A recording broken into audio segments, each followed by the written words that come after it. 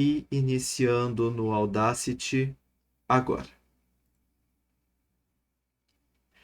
E aí, pessoal do The Geek News, tudo bem com vocês? Beleza? Aqui é o Ricardo Gamer Januário e hoje estamos aqui apresentando para vocês a lista definitiva, final, real, oficial, indiscutível do ranking dos adversários mais poderosos que os Cavaleiros do Zodíaco já enfrentaram. E para tratar desse assunto comigo hoje, eu tenho a presença do convidado especial, que é ele, o Giliard. E aí, Gili, beleza? Fala, Ricardo. Fala, pessoal. Tudo certo comigo? Espero que esteja tudo bem aí com vocês. E chegamos aqui no desfecho da nossa longa trajetória procurando qual é o inimigo, não sendo o chefão final, o inimigo mais poderoso que os Cavaleiros do Zodíaco enfrentaram. Então, chegamos finalmente à última parte, Ricardo. Tô contente, eu gostei muito de fazer a lista. Mas ainda temos que citar os nomes aqui. Exatamente. Então, pessoal, para vocês que gostam, assim como nós, de Cavaleiros do Zodíaco, estavam com alguma dúvida sobre quem que era o mais poderoso, quem que eram os inimigos mais difíceis, pronto, seus problemas acabaram. Nós estamos aqui com o resultado para vocês não terem mais dúvidas quanto a isso, beleza? Então, vamos começar aqui fazendo as citações de menções honrosas. Vamos citar apenas três menções honrosas, que foi o que o Chat GPT apontou pra gente como o que ele julga que seriam cavaleiros poderosos. O top 10 dele teve apenas três que divergiram dos nossos. E esses três que divergiram, vamos citar aqui então, como menções honrosas. Terceiro aqui ficou Mime de Benetnash, ou Mime de Benetona, que já figurou na nossa lista aqui na posição de 13º mais poderoso. Então, ficou em 13º também aqui com o chat GPT, porque ele era o 10º. Depois tivemos Alberich de Mergers, que é o cavaleirinho de lobo lá dos Guerreiros Deuses de Asgard. O Alberich também figurou na nossa lista passada, que ele ficou em 11º lugar. Então, menção honrosa aí do chat GPT para ele. E o Isaac de Kraken, que também figurou na nossa lista anterior. Ele ficou em 15º colocado, o adversário do Yoga. Então acho que o ChatGPT pegou realmente bons nomes, bons adversários e jogou eles aqui.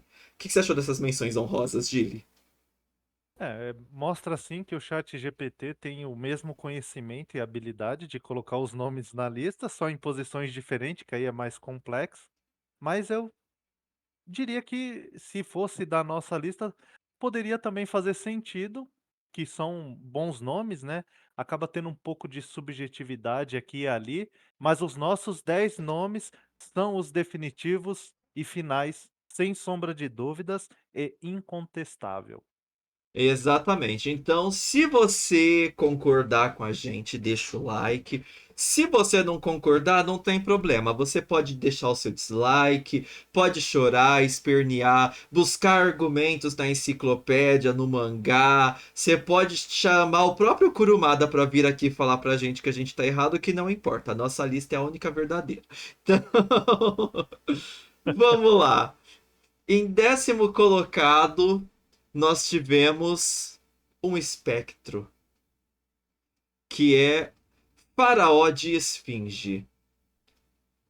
E aí, Giliard, o Faraó, ele é tudo isso mesmo? Então, eu acho ele um guerreiro extremamente forte. Ele enganou o Orfeu de Lira para ele ficar lá no submundo, né?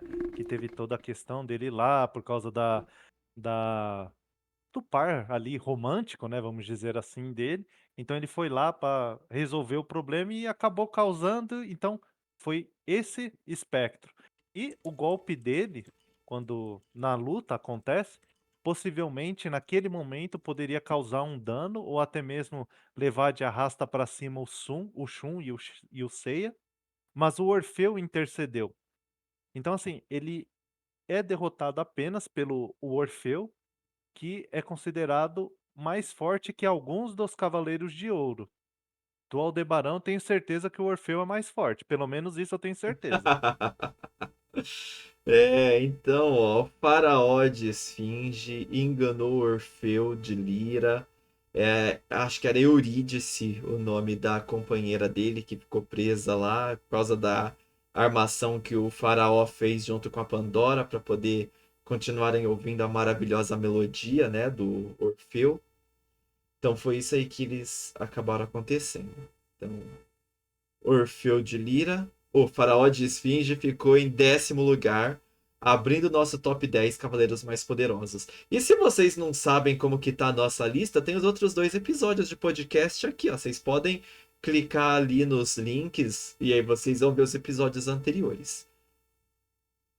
E agora, em 9º lugar, nós tivemos um empate de um espectro e um juiz da morte de Hades. Oh! Ai, Januário, mas agora só vai ter espectro, só vai ter Hades. Calma, pequeno gafanhoto. Ainda estamos no top 9. Então o que aconteceu? Tivemos um empate e em 9º lugar ficou Miu de Papillon, um dos espectros mais da hora. E se vocês lembrarem, ele é um dos mais poderosos lá no joguinho do Saint Seiya Cosmo, Pegasus, Cosmos, alguma coisa. Que é aquele gacha lascado. E ele é um espectro diferente, né? Ele é meio que o Toguro do Yu Yu Hakusho. Ele vai evoluindo, ele é meio que um Frieza, sabe? Então ele é um verme, uma lagarta que vira um casulo e eclode numa borboleta. E ele é bastante poderoso, realmente. Ele acabou ajudando ali o Niobe, né, para bater no Aldebaran. Engraçado que todas as nossas referências têm o Aldebaran, tadinho. E ele deu bastante trabalho para os nossos cavaleiros. E fora que, se for ver, na minha opinião, ele é um dos espectros com design mais bacana que eu vi em toda a saga de Hades. Se bobear, é um dos melhores designs que Kurumada já criou em um Cavaleiro Zodíaco. Porque ele tem ainda, no mangá pelo menos, ele tem aquele ataque dele das fadas. E no mangá é uma das cenas mais bonitas de se ver, as fadinhas dele atacando. O que você acha aí, Gili? Do Miu ser o 9º colocado. Então eu acho que tá muito coeso e primeiro que ele consegue deter o Mu de Ares, né, que nesta saga é incrivelmente forte e poderoso. Ali se conhece o verdadeiro poder do Cavaleiro de Ares e também é lembrado o Cavaleiro de Ares incrivelmente poderoso que é o Xion. Então, né, é demonstrado isso. O Papillon consegue deter o Mu, em uma técnica de telecinese e o Mu é um dos melhores. Então ele também tem autoridade sobre os outros espectros de falar: "Ó, vocês deixa que eu vou lutar aqui". Então ele também prende o Mu e o Seiya com os fios de seda, mas aí o Seiya lá e ele sai lá do dessa parte. Então assim, mas o Mu, como um cavaleiro de ouro super poderoso, ele usa a extinção estelar e vence o Papillon. Infelizmente, né, o Papillon dura exatamente um episódio. E eu vejo ele sendo um daqueles casos de subaproveitamento de um inimigo que poderia ser muito melhor explorado e elaborar muito mais ali. E infelizmente ele dura pouquíssimo tempo. Todo aquele design, toda aquela ideia dele conseguindo conter o Mu, simplesmente vai embora em um episódio. Exatamente. É o problema do Mil, de Papillon, e de outros 188 personagens. Ai, mestre Kurumada. Ainda bem que nós estamos aqui para corrigir todas as suas cagadas e fazendo a lista definitiva final real oficial dos cavaleiros mais poderosos, adversários mais poderosos de todos. Assim como nós fizemos com os Cavaleiros de Ouro lá atrás, quem quiser acompanha aqui o episódio. E empatado com Miu de Papillon estava Ayakos de Garuda, que acabou ficando empatado nas três listas. Os dois cavaleiros, os dois espectros, empataram em todas as listas exatamente na mesma posição. E aí a gente precisou criar um critério extra de desempate, exclusivo para esse caso. Vai ficar na frente aquele que possui o título mais alto. Então, como Ayakos de Garuda tem o título de Juiz da Morte, ele ficou um pouquinho acima do Miu de Papillon. Ayakos, que ouviu a melodia do Orfeu quando os meninos chegaram lá no templo de Hades, né? E foi um dos que acabou dormindo. E ele deu bastante trabalho também, né? Ele, com as asas da garuda, se eu não me engano, precisou o Canon bater nele, né? Porque os meninos não estavam dando conta. Mas Ayakos foi. Ele, só de ser um dos espectros, né? Um dos generais ali, ele já conta bastante. Ele foi pouco aproveitado também, porque é um personagem de Kurumada. Mas eu achava ele um dos mais bacanas por causa do design dele, da Sapuri dele. Eu gostava bastante. Então, o Ayakos aqui, né, você já citou que ele é colocado para dormir pelo Orfeu, e se ele não fosse o Radamantes, ele teria ficado assim, né, tirando um cochilo lá, sabe-se lá por quanto tempo. E o Radamantes está lutando contra o Canon, e ele intervém, que ele fala que, com o golpe que eu acertei, que é o Ilusão Galáctica, eu teria matado o Canon, o que, assim, né, não é bem a realidade. Dado o fato do cânon, né, e sempre tem muito isso, né, de falar: "Ah, o golpe ia acabar", não é bem assim que funciona, né, só mais uma, vamos dizer assim, uma ideia ali, mas ele também tem aquela coisa de jogar o Ikki pra cima, né, porque o Ikki é que vem pra vencer ele. Aí ele joga o Ikki pra cima, ele risca o chão, né, aí cai Não! aquela coisa assim, fala: "Uau, que golpe", né. Aí ele joga de novo, aí o Ikki volta e vira aquela coisa, mas no final é o Ikki que vence a luta e ele é derrotado. O Juiz da Morte, né, um título tão, assim, imponente, acaba sendo derrotado pelo Ikki ali numa circunstância, assim, de que ele não entregou muito o que o título tem, sabe. Mas, infelizmente, né, acabou ficando na frente do Papillon aí por esse detalhe que a gente criou, assim, pra fazer esse desempate, mas assim, eu esperava mais de: "Nossa, um dos 3 juízes", aí vai ver assim, você fala: sei, Ah, sei". mas foi o Ikki, né? Ele bateu no Ikki, o que é um feito considerável se a gente for ver, né? Quem que realmente bateu assim no Ikki? Foi o Canon não bateu, eles ficaram ali naquele impasse, briguinha, muita conversa e bater que é bom não bateu. O o Bado bateu um pouquinho, mas ele já estava cansado de ter batido em todo mundo que chegou primeiro. O Saga foi quem bateu no Ikki tanto quanto o Ayakos. Teve o Chaka bateu Ah, muito, viu. o Shaka bateu no Ikki também. O Shaka e o Saga foram quem bateram no Ikki quase tanto quanto o Ayakos, né? E se vocês quiserem saber definitivamente, de uma vez por todas, quem que é mais poderoso entre Saka e Shaga, oh, entre Shaka e Saga, assiste o nosso episódio onde nós classificamos os 12 Cavaleiros de Ouro e vocês vão saber quem que é verdadeiramente o Cavaleiro de Ouro mais poderoso de todos.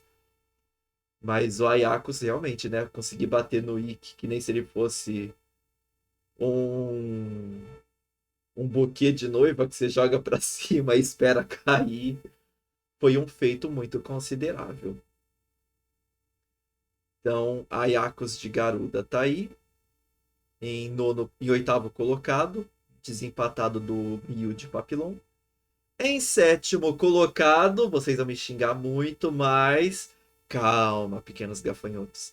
Nós temos Minos de Griffon, o irmãozinho gêmeo ali, o coleguinha grudadinho do Ayakos, eles andavam juntos. E o Minos de Griffon, ele ficou um pouco à frente também, né? O que você acha do Minos ter ficado na frente do Ayakos, Gili? Eu concordo pelo que ele fez ali, né? Então, o Ayako já tinha sido derrotado. E o Minos, ele bate no Cano, né? Com aquela mesma história. Não, porque com este golpe eu poderia, naquela briga que tava o Radamantes contra o Cano, o Minos interfere. E aí ele luta, o Minos, contra os Cavaleiros de Bronze, vence o Seiya, o Shun, o Shiryu, o Yoga. E depois, no Muro das Lamentações, lá que tem o buraco foi feito pelos Cavaleiros de Ouro, o Yoga, ele consegue congelar aquelas cordas da marionete. E aplica o golpe lá dele, super poderoso e tal. Só que o Minos, ele acaba, indo de arrasta pra cima, porque ele entra na hiperdimensão. Ele não é derrotado em combate mesmo, ele perde por ser burro, É, porque entra na hiperdimensão, que é outro caso também que entra na hiperdimensão. Então, assim, tem uma galerinha aí que entrou na hiperdimensão e acabou indo de arrasta pra cima ou pra baixo, não sei ao certo, mas, assim, ele é poderoso, ele tem essa parte do golpe dele lá de marionete e tal, bem interessante, mas assim, como um juiz da morte acaba ficando devendo também, assim, nesse aspecto, por isso que ele entra em sétimo.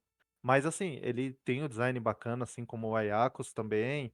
São, guerreiros poderosos, mas assim, o título acaba não fazendo jus. E esse é que acaba sendo o problema. exatamente. Eu acho que foi o Valentine que entrou. Não, foi o Sylphid de Basilisco, não foi que entrou na dimensão também? Isso, tem uma galera que pulou na hiperdimensão aí, que agora Né? eu não recordo, mas eles vão e são simplesmente destruídos lá, porque eles não Eles, podem.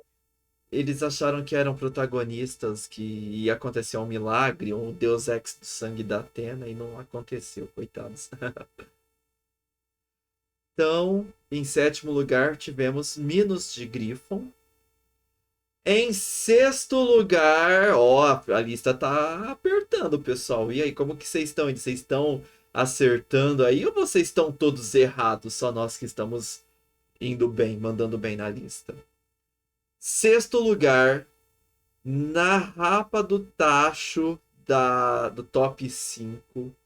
O último não classificado para o top 5, nós temos Canon, o dragão marinho. Ah, mas o Canon ajudou. Gente, na nossa regra, o cavaleiro está sendo avaliado até antes dele ser aliado dos cavaleiros, tá? O Canon, ele virou amiguinho, ajudou, bateu, limpou o chão do inferno com os espectros, tudo, mas ali ele já era amigo, ali não conta. Então a gente vai contar o Canon na saga de Poseidon. E ele foi muito poderoso. Primeiro porque ele resistiu a ter um irmão doentio como Saga, né? Só de você ter sobrevivido, porque o Aioros mesmo não sobreviveu. E depois disso, ele escondeu muito o poder dele. Ninguém sabia o poder desse cara. Ninguém sabia nem a cara dele, né? E aí ele enfrentou o Ikki. E ficou naquele chove não molha. Muita conversa, pouca luta. Ele parecia mais fraco do que realmente era. Depois ele bateu um pouquinho no Ikki. Então, assim, tinha muito potencial. Totalmente jogado fora por Kurumada, mas teve muito potencial. Assim, foi explorado depois. Mas ele foi o último general marina. Ele foi o que despertou Poseidon. Então, faz muito sentido ele estar aqui à frente do Minos, do Ayakos, porque de fato, né? Ignorando que ele bateu neles depois, a gente sabe que ele já tinha um poder muito grande desde antes. E aí, o que você acha aí do Canon? Então, ele foi aprisionado lá pelo Saga com aquela parte, né? E ele liberta o Poseidon e acaba tomando o posto de general marina, né? De dragão marinho, comandante dos outros generais. E aí na saga do Poseidon, ele ataca o Ikki com o Triângulo de Ouro. Acho que o golpe é usado uma única vez, que é exatamente aqui. E ele é muito parecido com outra dimensão. Então o Ikki ele volta, né? E ele fala que é inferior ao poder do Saga. Então aí você tira um parâmetro, né? O Saga aplicou lá outra dimensão, aí você fala, mas tem aqui o Triângulo de Ouro. Aí você tira uma ali, uma subjetividade, você fala, mas esse golpe é forte, hein?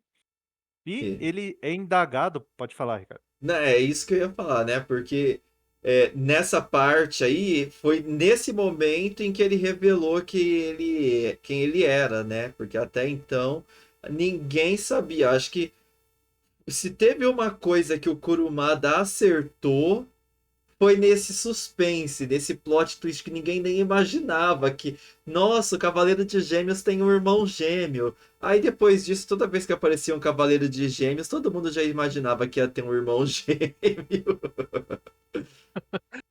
Sim. Então, né, ele tem essa correlação dos golpes que é feito e ele acaba sendo indagado pelo Sorrento sobre a guerra e etc. E o Sorrento acaba por descobrir que foi o Canon que fez a guerra acontecer, né, e não o Poseidon. Então, o Sorrento acaba ficando neutro ali nessa parte da guerra, porque não era uma guerra feita pelo Poseidon. E aí o pilar do que o Canon tomava de conta, ele cai, o Ikki derruba ele, e aí o Canon ataca o Ikki ferozmente. E quem ataca o Canon, aí você vai tirando parâmetro, né, só para mostrar um pouco. O Sorrento ataca o Canon, e é impedido pelo Ikki, porque o Sorrento venceria o Canon. Então, né, ele aparece pouco, não é levado em consideração tudo que você já citou, dele limpar o chão do inferno com os espectros e mais ali que ele foi enfrentando, mas ele teve o feito de enganar Poseidon, provocar a guerra, mostrar a habilidade dele que demonstrou crescendo, né, depois que o Ikki derruba o pilar, o Sorrento desiste da batalha, não quer mais saber, porque não foi de Poseidon, foi uma outra pessoa causando ela, então o poder dele cresce baseado ali na raiva. Então, assim, o feito dele da saga de Hades não ser levado em consideração ainda traz essa ideia, até ali em Poseidon, do que ele poderia fazer, de que ele teria muita força para fazer mais coisas. Então eu acho o Canon de Dragão Marinho um personagem extremamente forte e poderoso. Né, isso aí, Canon, muito poderoso mesmo. E agora chegamos ao top 5. E vamos abrir o top 5 com muito estilo, muita elegância e muita história, porque quinto colocado nós temos Siegfried de Dolbe, o dragão, o cavaleiro de dragão lá da saga de Asgard, o último guerreiro deus de Hilda, o cabeludo, o homem que se banhou no sangue do dragão, exceto de onde uma folha caiu. Então, Siegfried, ele tem o mito dele de que ele se banhou no sangue de um dragão e por isso ele tornou o seu corpo invulnerável. Ou seja, ele não era imortal, mas nada seria capaz de feri-lo. Exceto que, como lá no norte, no hemisfério norte, devia estar numa época mais de frio, né? Porque Asgard estava sempre coberto de neve. Provavelmente as árvores estavam em clima de outono, aí caiu uma folhinha ali nele, e aí o sangue do dragão não o banhou, e ali era a única vulnerabilidade dele. E o que aconteceu? O Shiryu, que teve um treinamento maravilhoso, ele teve aulas de folclore e mitologia internacional, junto com aulas de relações exteriores com o mestre ancião, pelo visto. Ele conhece todos os mitos, todas as parábolas. Então, se falou de mitologia, o Shiryu sabe, e o Shiryu ajudou a salvar o Seiya de tomar uma coça ainda maior, o Ikki de tomar uma coça. O Ikki já tinha apanhado um pouquinho, então também não conta muito. Mas graças ao Shiryu ter se lembrado do mito de Siegfried, eles conseguiram vencer esse cavaleiro, que é poderosíssimo. E o que você acha disso, Giri? Então, né, eu concordo aí com você, o poder dele, ele enfrenta todos os cavaleiros, ele vence todos, e aí tem aí, né, a questão do Shiryu, que ele é um PhD aí em folclore, e histórias e por aí vai, né, diplomado pelo mestre ancião lá. Então, o Siegfried, ele acaba sendo derrotado, e aí aparece o Sorrento, e ele tem esse enfrentamento com o Sorrento. E, como todo cavaleiro de dragão, né, que tem alguma ligação, ele começa o show de alto flagelo, né, vocês se lembram disso, né. Porque não porque tá tocando a flauta vai o ouvido, não, mas ela entra no cérebro e vem aquela coisa e tal. E aí, o que que ele faz, né, como todo cavaleiro de dragão: "Não, eu vou aplicar aqui o golpe do último dragão", e foi também com o Sorrento, mas aí ele acaba não tendo êxito e vai de arrasta pra cima sozinho. Então, assim, ele tem um poder imenso e pelo que ele consegue um pouco, vamos dizer assim, de força adicional, porque vem da crença dele, sabe, do que ele tá lutando ter valor, ele aumenta o poder dele. Então, assim, ele é incrivelmente forte, poderoso, é demonstrado isso claramente ali, e ele poderia ter, vamos dizer assim, não ter feito o que fez, mas ele quis e aí acabou indo de arrasta pra cima, infelizmente, mas é um guerreiro extremamente poderoso e acho ele no nessa colocação, assim, tá muito merecido. Top 5 adversários mais poderosos. Ele foi literalmente, né, de arrasta pra cima. Foi mesmo. Eu gostava do Siegfried. Na época eu não gostava, né? Agora eu gosto mais. Na época eu achava o design dele feio por causa aquela ombreira de dragão que não era simétrica, era um lado mais. Nossa, achava horrível. Breguíssimo, breguíssimo. Mas era um dos poucos designs mais criativos que o Kurumada fez num cavaleiro. Então, sou Siegfried em quinto lugar. Vamos para o quarto lugar, aquele que tinha tudo para ser medalha de prata, subir no pódio pelo menos, e não conseguiu, bateu na portinha por muito pouco, coitado. Ai, que tristeza. O primeiro dos perdedores, perdedores mesmo, mas que estará sempre em nossos corações, um dos cavaleiros mais poderosos, um dos adversários mais poderosos e também mal subaproveitados de Cavaleiros do Zodíaco. Estou falando de Sorrento, de Cirene, o nosso querido Sorrento, que foi bastante citado aqui no top 10, né? Porque ele é um parâmetro de poder, né? Ele ia bater no Kenon, ele venceu o Siegfried, então ele tinha que estar na frente desses dois nomes. E, inclusive, ele tem o feito de ter sobrevivido, né? Acabou o anime e ele estava lá, vivíssimo. Então, Sorrento, que apareceu primeiramente lá em Asgard para poder acompanhar o que os cavaleiros estavam fazendo e junto com a Tete sequestrar Atena. Ele apareceu, bateu em quem estava batendo em todo mundo, foi de arrasta para cima provisório e depois não fez mais nada. simplesmente tocava flauta de vez em quando, aparecia ali com aquela armadura que mais parecia um sobretudo, e só. Não tivemos a grande demonstração do poder dele. Inclusive a flauta dele que é muito resistente, né? Não é igual aquelas que a gente compra na feira, que se caiu quebra em dois, três. A dele, ele deu umas flautadas boas em alguns adversários. Então, né? Ele era a flauta doce, mas pelo visto ela era de heavy metal. Então, o Sorrento, né? Tem um detalhe, né? Começar citando, que é a parte no mangá, sabe? No gibi, que os cavaleiros estão lá no hospital. E aí o Sorrento ataca, sabe quem? O Aldebaran. Ó, ele de novo. Eu lembro disso. Então, né? Se você quiser ver o ranking, em qual lugar que tá o famoso Aldebaran, acessa lá o vídeo depois desse e você vai poder conferir em qual lugar está o Aldebaran dos Cavaleiros de Ouro mais poderosos.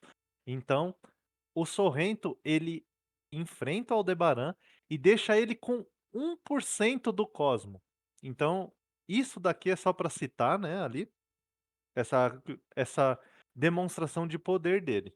Porém, voltando aqui pros animes, os desenhos, que importa, ele vence o Siegfried, entendeu? Ele consegue se desvencilhar lá do último dragão que ele aplica e ele poderia ter, vamos dizer assim, na luta contra o Shun, que ele tá lá defendendo, ó, tá enfrentando um dos cavaleiros de bronze aí que tem bastante impacto. A Athena fica cantando lá dentro do pilar central, incomodando ele, né? E aí fica atrapalhando, senão o desfecho poderia ser outro. E ele observar o Canon com aquela pulga atrás da orelha, então mostra que ele é capaz de, sabe, fala, isso daqui tem alguma coisa errada e tal. Mas ele acaba sendo derrotado pelo Shun e tal, e vai indo aquela coisa e tal. E na luta lá que o Canon tá com o Ikki, ele poderia ter liquidado a fatura contra o Canon, por isso já demonstra o local dele mais elevado. E assim, tem a toda a parte do seu personagem musical, que eu chamo, que esses inimigos ou cavaleiros que tem essa parte musical, Orfeu de Lira tá aí, né, pra Mime de Bennett demonstrar. Nash. Exato, então o faraó de Esfinge, então assim, esses personagens musicais é muito forte no desenho. Então eu acho que se o Sorrento entrasse na saga de Hades, eu tenho quase certeza absoluta e incontestável de que ele teria feito algo muito parecido com o que o Canon fez. Ia limpar totalmente aquele lugar. Ele e o Canon ia fazer a limpa no todos os espectros ali, dependendo, eles tinham conseguido.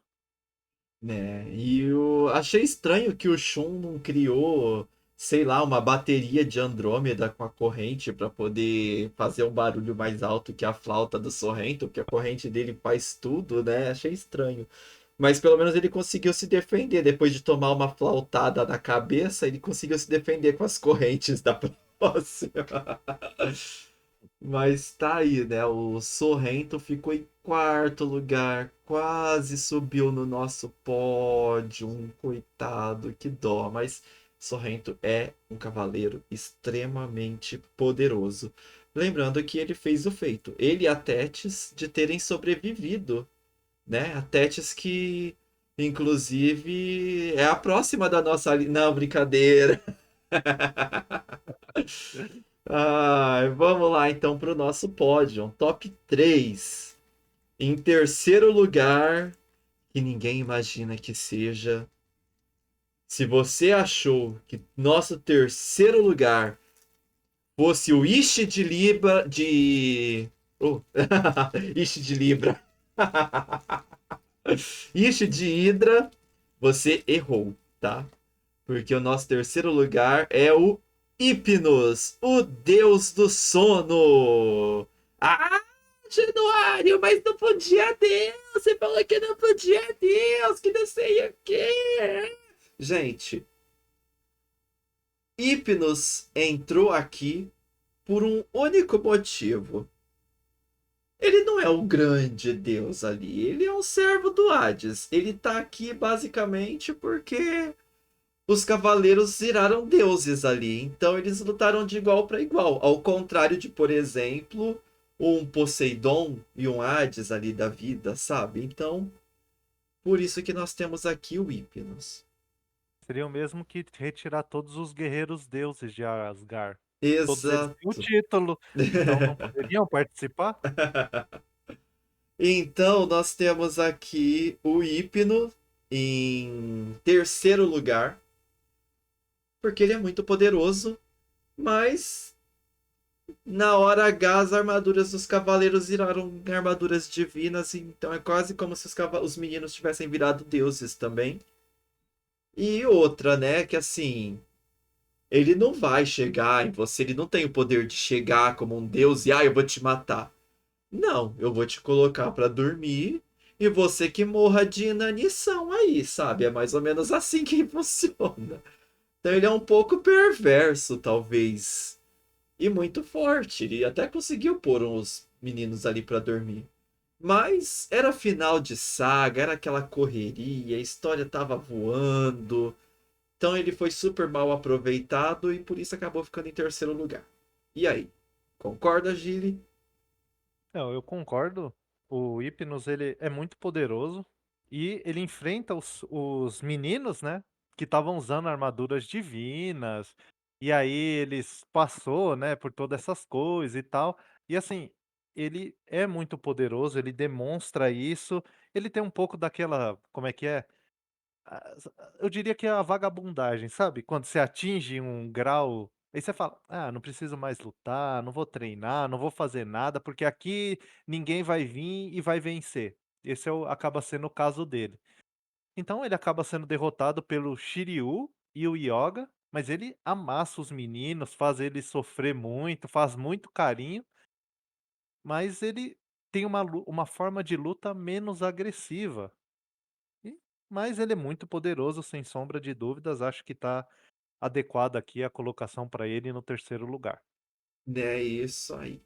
E em segundo lugar, pra quem achou que era Tétis de sereia, erraram também, tá? Não é ela, não. Embora ela tenha feito o grande feito de sair viva, mergulhando no mar. Mas não, não foi dessa vez, Tétis. Desculpa, você não ficou em segundo. A medalha de prata vai para Thanatos, o irmão de Hypnos, um deus da morte agressivo que mata de verdade seus adversários, né? Então, assim, os dois têm ali o poder muito equivalente, muito próximo. Enfrentaram os meninos com as armaduras divinas, então estavam todas ali em nível de deuses. E Thanatos é muito mais agressivo, ele é mais explosivo, né? Então ele conseguiu descer o braço ali nos meninos, nos Elísios, sujou os Elísios de sangue daqueles pobres mortais, né? E eu acho que é só por isso ali, foi por muito pouco que Hypnos e Thanatos assim não empataram. O Hypnos realmente pela zona de conforto e o Thanatos pela impulsividade foi o que alterou aí a classificação e Hypnos em terceiro e Thanatos em segundo. O que você acha? E o Thanatos também tem a parte lá da armadura de ouro, né, que vem, o Poseidon que trouxe, e aí ele vai lá e destrói a armadura, e o povo: "Nossa, eram as armaduras muito poderosas e etcétera". Então, assim, ele transmite essa maior força, sabe, agressividade, então acaba assim, tudo que o Hypnos fez, o Thanatos fez, ele foi lá, bateu e tal, então essa demonstração de força mais bestial, é que eu diria que acaba sendo o que faz a balança pender aqui para o Thanatos ficar em segundo lugar, um excelente segundo lugar pela essa agressividade e enfrentando ali os meninos com armadura divina e etcétera, etcétera. Ele tem um grande poder ali, sem sombra de dúvidas. E agora que rufem os tambores, porque vocês vão descobrir o primeiro colocado da lista definitiva, final, real, oficial, melhor que a própria criação de Kurumada, os inimigos mais poderosos. No topo da lista, olhando de cima para baixo para todos os cavaleiros, com a medalha de ouro depois de dar o salto e cair de pé igual a Rebeca Andrade e a Biles. Temos aqui, acima de qualquer questionamento e dúvidas, o adversário mais poderoso que os Cavaleiros do Zodíaco já enfrentaram, que é ninguém menos do que o Cisne Negro! Aê! Que produção? Hã? Não? Ah, não. Ah, mas ele tinha asa. Ele. Não. Ah, tá bom então. Então, desculpa, confundi pelas asas, gente. Não. Primeiro lugar é o Radamantes de Wyvern. Ah, e aí, o que você acha, Gini? Tem que falar alguma coisa sobre o Radamantes? Ele, assim, Parece o Ricardo, Cisne eu acho. Negro, né? Ai, Ricardo, olha, não tem nem o que dizer. Assim, o Radamantes, ele tem currículo, entendeu? Ele tem currículo, ele tem bagagem. Primeira coisa, né, que ele aparece de verdade é quando o Afrodite e o Máscara da Morte, né, se voltam contra Hades e vai até lá. O que que o Radamantes faz? Surra nos 2 Cavaleiros de Ouro. Vai, ó, vai fazendo a conta, 2. Aí passa ali e tal, e chega mais 3 Cavaleiros de Ouro. O que que ele faz? Surra nos 3. Já estamos totalizando 5 Cavaleiros de Ouro que nem sequer arranharam ele. Claro, obviamente vem aquela parte do: "Ah, mas ali naquele local o Hades colocou e o Radamantes", tudo bem, mas calma lá, vamos continuar. Aí vem o Seiya, o Shun, o Shiryu e Yoga que detinham a força original deles, diferente dos Cavaleiros de Ouro, e ainda assim não são páreos, e o único a acertar o Radamantes é o Seiya quando ele despertou o oitavo sentido. E aí depois o Radamantes dá mais umas porrada ali. Tem também outro caso que é, ele quando o Orfeu tá lá, ele tenta avisar e ele não cai no golpe do Orfeu, que é o Viagem da Morte, se eu não me engano, e ele revida isso, e atacando o Orfeu e fazendo aquela coisa. Orfeu, um dos cavaleiros mais poderosos, Se e iguala aí o aos Orfeu Cavaleiros de Ouro, né? Dá pra colocar aí já 6 Cavaleiros de Ouro.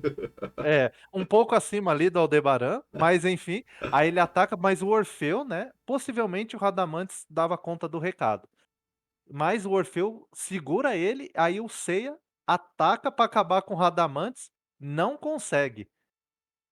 Tanto é que o Seiya lá acaba fazendo isso, aí o Radamantes pega e leva ele para o Cocytus, o Inferno de Gelo. E aí o Radamantes pode falar aí, cara. E imagina que o Radamantes foi o único ali que conseguiu aguentar a força do protagonismo. Pois é, Nem o protagonismo do Seiya não foi capaz de bater nesse homem, gente. pois é. E aí o Radamantes recebe o golpe do Cano, mas antes, lembrando, ele levou o golpe do Orfeu e um golpe do Seiya despertando o oitavo sentido. Então, assim, ele já vinha desgastado, né, depois de dar uma surra na galera, porém, naquela luta que virou um embate pessoal, né, Canon versus Radamantes, o Radamantes ataca o Canon, quando o Canon manda a armadura de ouro de gema, o Radamantes ataca o Canon e fere mortalmente o Canon. Então, assim, o Radamantes já havia vencido em termos, né, ali, se fosse por tempo, o Radamantes teria vencido, porém o Canon, né, ele jamais esperando isso, o Canon pega o Radamantes e aplica uma explosão galáctica e ambos vão de arrasta pra cima, ou um pra cima e um pra baixo, sei lá ao certo. Porém fica o quê? Um empate técnico aqui entre Canon que destruiu nessa saga, e Radamantes, que também destruiu nessa saga. Então, assim, ele venceu 5 Cavaleiros de Ouro, tem um empate técnico com um dos Cavaleiros de Ouro mais fortes, e aí você pode ir lá na nossa lista, lembrando novamente. E, pra mim, os feitos dele foram os mais impactantes do que qualquer outro inimigo, sem ser um chefão final. E eu diria que pensando agora, que o impacto do que ele fez, eu diria que ele tem chances de ser o maior adversário de todos os cavaleiros e que poderia vencer facilmente diversos deles. O Aldebaran eu nem vou citar, né, coitado, mas assim, né, não tem nem como comparar.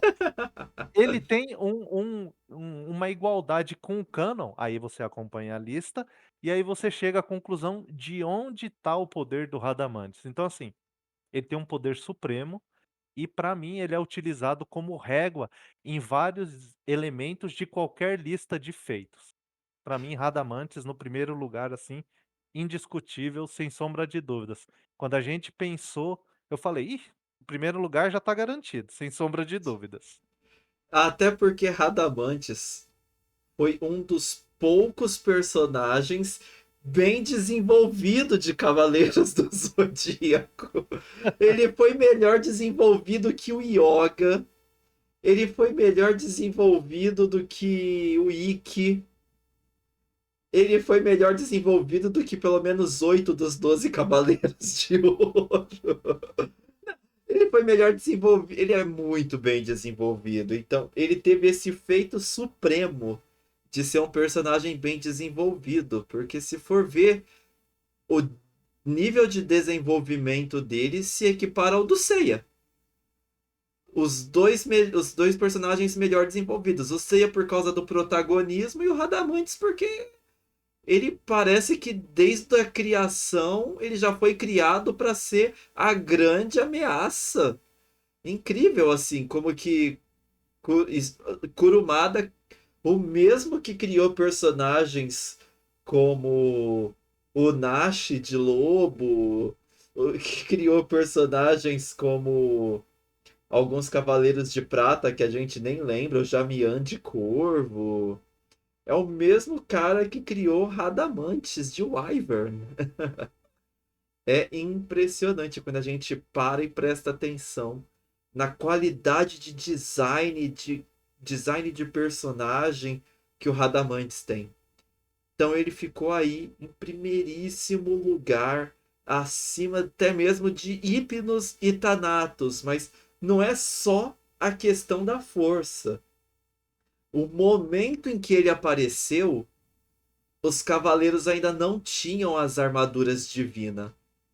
E mesmo Seiya tendo um lampejo ali de oitavo sentido, Radamantes aguentou. Se o Seiya tivesse despertado e não tivesse com a armadura banhada pelo sangue de Atena, talvez a história teria acabado ali, com a vitória de Hades graças ao Radamantes. Acho que é isso, né? É, mesmo aquele momento com o Canon demonstra, assim, que parece que se não tivesse tido o fim ali, ele pegou muita experiência enfrentando um cavaleiro poderosíssimo que era o Canon. Então vamos dizer assim, se ele feriu mortalmente o Canon, então se ele tivesse sobrevivido, ele ia atrás dos outros cavaleiros, eu acho que não ia sobrar muito deles, viu. Porque ele já estava ali se pegando de porrada com o Canon, não é um qualquer, é o Canon. Então assim, ele tem esse poder, assim, incrível, ele transmite, assim, que você fala: "Caramba, o cara é forte". E eu Não não é aquela acho coisa. que ele ia cair lá na dimensão igual os outros fortes que. Ah, eu vou me jogar aqui na dimensão. Pois é, né, Ele o era inteligente, eu acho que ele não se jogaria ali. sim, igual o amigo dele, o Minos, né, que é outro juiz da morte. Olha a diferença entre os juízes da morte. Você tem o Aiacos, com o golpe riscadinha no chão lá, com o Fênix, muito forte o Aiacos, sem dúvida. E tem o Minos com o golpe lá da Marionete. marionete, que acabou morrendo na hiperdimensão. E você tem o Radamantes, que fez o que fez com 5 cavaleiros de ouro. Ah, mas tem lá os 10% possivelmente, pelo menos 2 dele, que é o caso do Afrodite e do Máscara da Morte, não importava, ele tinha derrotado ali sem nem tinha suado, igual não aconteceu, ele teria feito a mesma coisa. Então assim, ele é muito poderoso e tem nem o que dizer, ele é muito bem desenvolvido e ele é um incrível personagem, assim. Foi, assim, acompanhar o Radamantes nessa saga foi fantástico. Ele Pra era o mim foi verdadeiro fantástico. inimigo a ser batido, né? Assim, ninguém tava preocupado de verdade com Hades, apesar do plot com o Shun depois, mas ninguém tava nem aí pro Hades.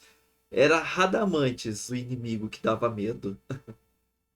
Sim, o tanto é que o Canon ele não se importou com nada, ele falou: "Não, esse daqui é meu, é ele que dá pra tirar aqui experiência e tal", e fica ali, pega de porrada e vem a briga, e vem cacetada e tal, e assim, ele é, pra mim, assim, sem dúvida, o personagem mais impactante e o mais, assim, poderoso, disparado, assim, por muito. Coitado. E olha que tem o Hypnos e o Thanatos, né, que tem títulos maiores, mas o impacto dos feitos do Radamantes é muito superior, muito, muito superior. Né? Isso aí. Então, pessoal, queremos saber o quanto que vocês estão errados se vocês discordam de alguma das nossas posições aqui. Temos então como que ficou o nosso top 10 definitivo final. Em décimo lugar, Faraó de Esfinge. Em nono, Miú de Papilon. Oitavo, Aiacos de Garuda. Sétimo, Minos de Grifon. Sexto, Canon de Dragão Marinho. Quinto, Siegfried de Doble. Quinto é o Siegfried de Doble. Quarto, Sorrento de Cirene. Terceiro, Hipnos, deus do sono. Segundo, Thanatos, deus da morte. E em primeiro lugar, Radamantes, general do juiz da morte de Wyvern. Acho que é isso daí, Gili. Nossa lista completa. Fizemos o maior trabalho de pacificação da comunidade dos Cavaleiros do Zodíaco duas vezes. Primeiro, acabando com os conflitos entre quem é o Cavaleiro de Ouro mais forte, e agora o suado trabalho de definir os adversários mais impactantes, mais poderosos.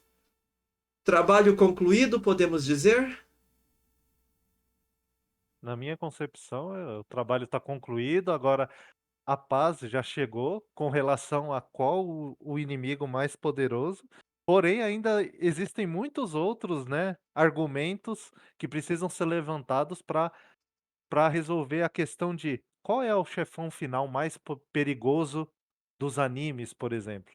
Existem muitas outras listas com relação a Cavaleiros do Zodíaco, e sempre tive, né, quando eu era criança ali, adolescente, falando: "Ah, tal cavaleiro é mais forte que tal, o inimigo tal bateria no cavaleiro tal", então sempre tem essa ideia, mas por agora, de inimigos, a lista está finalizada.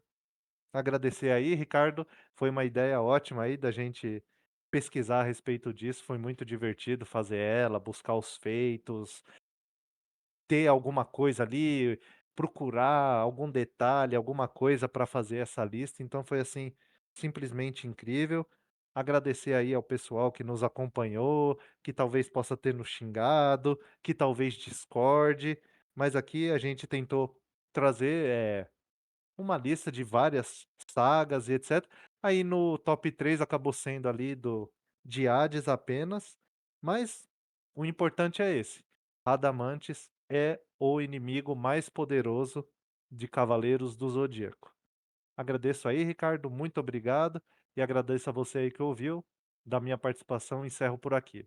Tchau, tchau. Valeu, Gili, muito obrigado. Obrigado a todos vocês que acompanharam. Espero que vocês tenham gostado dessa nossa lista para celebrar os 30 anos da estreia dos Cavaleiros do Zodíaco no Brasil. Que vocês que ficaram até aqui no final comemorem muito com a gente, participem das próximas listas, dá a opinião de vocês, dá sugestão de listas que vocês gostariam de ver, que a gente vai e faz.